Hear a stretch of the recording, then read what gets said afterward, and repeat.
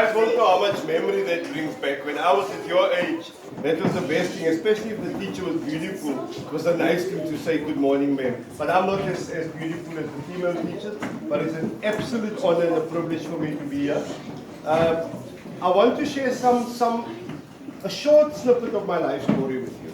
Because maybe some of you may acknowledge that you're facing similar circumstances, or some of you may not. But I'm here to tell you that, you know what? It's okay. That's what I want to tell you. Alright. So if you look at this little picture that I put on this blackboard here, it says Homeboy.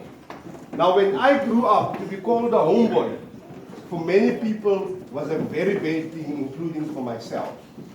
And the reason I put up that picture there with that little walls, it actually shows you where we live. So I come from Westbury, in Gauteng, in Johannesburg. And Westbury is an area similar to where you live in.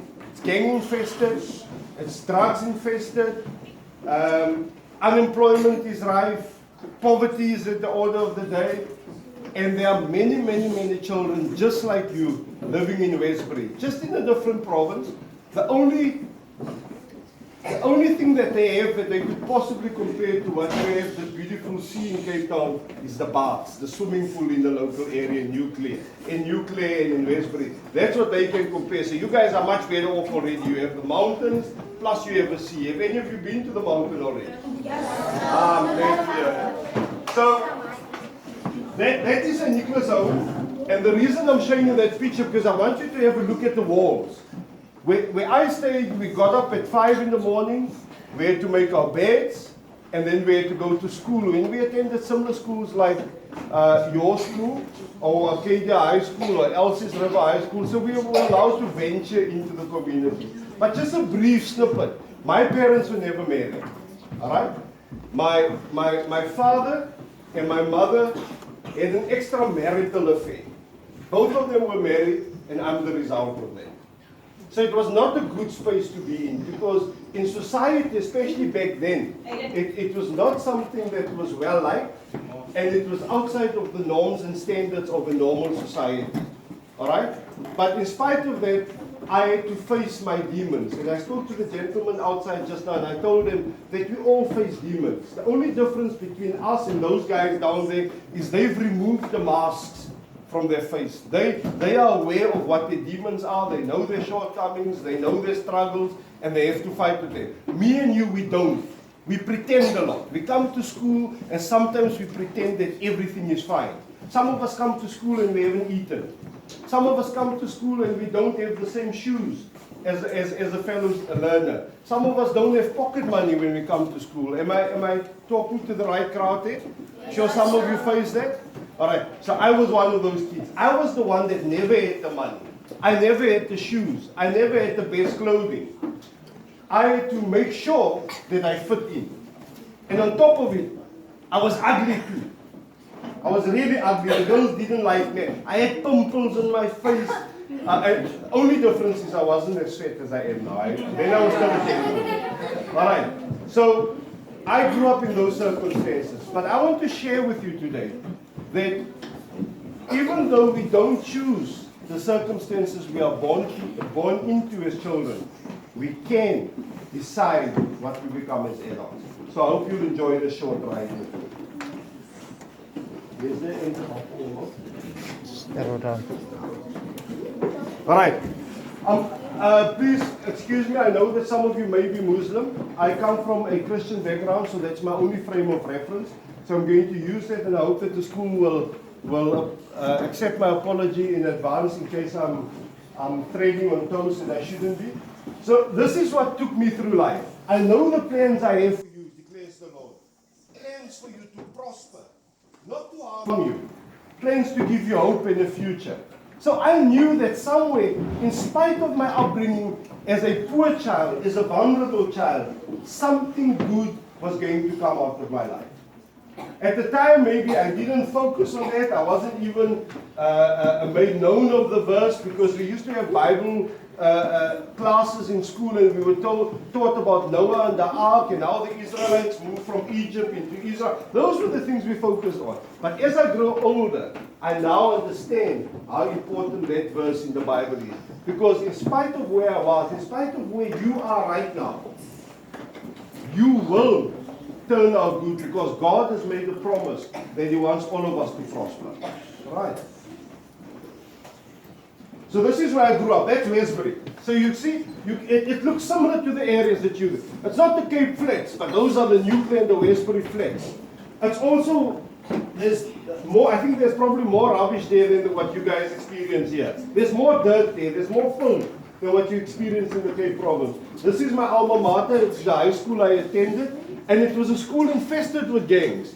So you needed to be very careful who you befriended. If you were with the wrong crew, you would probably be caught up in the gang. So this is where I grew up, and I'm sharing this so that you can see that my circumstances are probably no different to yours. It's exactly the same. And you shouldn't feel ashamed of where you grow up. Because in spite of these circumstances, you have the ability, if you take note of what these teachers teach you, if you take note about the discipline your parents try to teach you at home, and you use those lessons, you will outgrow those circumstances. You don't have to live there forever. You don't have to live here forever. Homeboy and Muizenberg and Tableview, that is destined for all of us. If we work hard, if we do something with our lives. But unfortunately, and the reason why we're speaking to grade 6s and 7s today, is to plant a little seed, to say to you, if you don't plant the right seed now, if you don't adopt the right attitude now to be successful one day, you will sow and you will reap what you have sown. You will become what you plant today. If you have an inclination to thread towards being a gangster, you will probably end up being a gangster one day.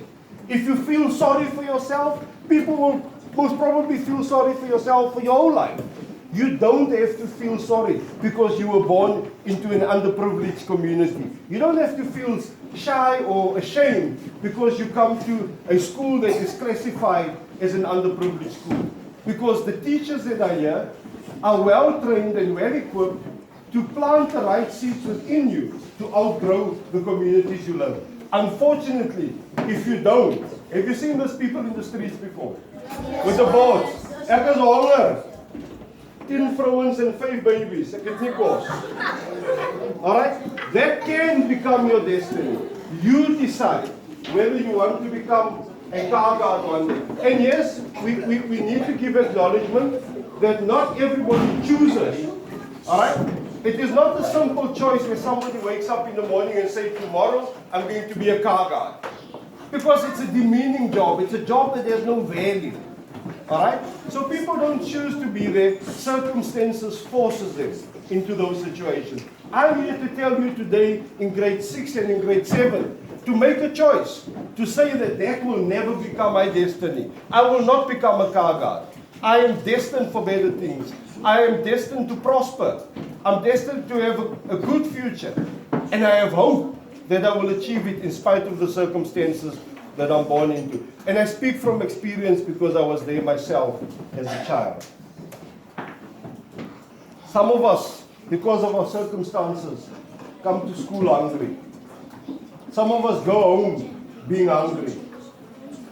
Some of us see many people eating from dustbins. Have you seen this in your area?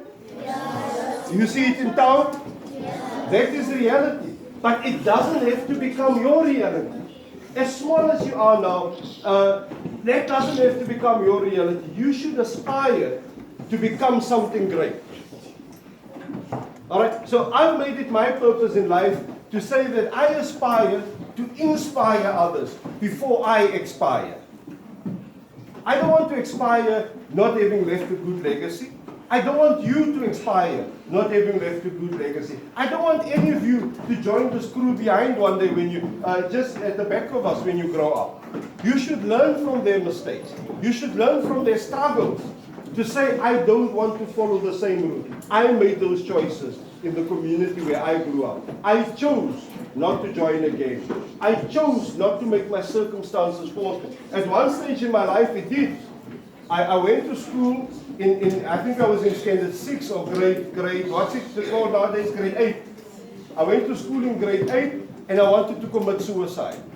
But I was a coward. I told the young man downstairs, I was an absolute coward because I took a handful of tablets with me to school and I ate them in class so that the other pupils can see. That was altyd chachi kinders in die klas, né? Julle ken hulle. Those that like to tell, "Sir, man, look what is it?" I knew it. I knew they would save me. They would tell the teachers. And as I was eating this tablet, one of those chachi children saw. And he called the teacher and he saved the day. But when I got to the office, because the principal wanted to know why, and then one of the gangs walked in. In Cape Town, they talk about the 26th and the 28th. Well, in Westbury, they spoke about the fast guns and the Spaldings. So one of them probably walked into the office and he saw me there and he asked, "What is this boy's problem?" And one of the adults said, "No, he wanted to commit suicide." And you know what he did? He took out his guns and he says, "Don't waste our time, kill yourself." That was the biggest shock of my life. That was my wake-up call. Because I realized that I didn't want to die. I realized then that there is a better purpose and a better plan for me on this earth. I needed to outgrow my circumstances and to prove to society that in spite of the fact that I was born poor, in spite of the fact that I was born into a dysfunctional family, I can become a better person. So I choose not to eat out of dustbins. And I teach my children that they should choose not to eat out of dustbins. Obviously, I'm very aware of the fact that some people don't choose. Their circumstances force them. All right? So what do? When we come to school, the teachers tell us, be disciplined. We're rowdy. We make a noise. We don't listen. We try and be the show in the class. Can I juffrou vertel? That's what we say. All right? So we choose. And unfortunately, if that's the road you choose, you will end up here. You'll become a criminal. You get into crime. You get involved in crime. You join a gang. What do the gangs say? Prove yourself. Blood in, blood out, they say. Blood in, blood out, they say. I'm told that you children, when you come to school, sometimes you have to duck and dive. You hear gunshots going off in your area. Those people chose a life of crime. And unfortunately, to prove yourself, you have to carry guns. You have to kill people. You have to do drugs. And our young girls, these beautiful young girls that you see, when they become so addicted to drugs, they don't pay with money. They pay with their bodies. They get